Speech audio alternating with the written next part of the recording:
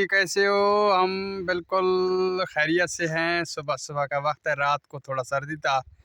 आज का व्लॉग हम शुरू करते हैं। आए आपको आज इस तरीके से इस तरफ यानी कि आपको ये वीडियो बनाने जा रहे हैं। आपने वीडियो मुकम्मल देखना है और आखिर तक देखना है। हमें थोड़ा आज रात सर्दी था हैल में, बगा में, जिसकी वजह से हम ज़रा ये ले बैठे हैं। आप सब खैरियत से होंगे।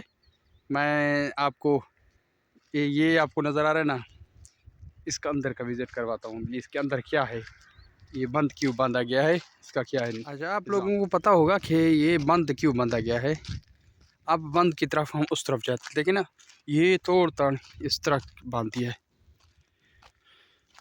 चढ़ते हैं ऊपर इस बंद के। या अल्लाह तो खैर करे, इतना इन लोगों ने ऊपर बांधा हुआ है ना। हाँ माशाल्लाह, ये देखें भाई, ये माल का खुशबा है। और वो देखें, ये देखिए वो पानी चल रहा है, ठीक है। ये मजरा खोल आपको मुकम्मल नज़र आ रहा है, आपको नज़र आ रहा है। ये देखें, इसमें पहले था बरसीन, अब वो बरसीन ख़त्म हो चुका है ना।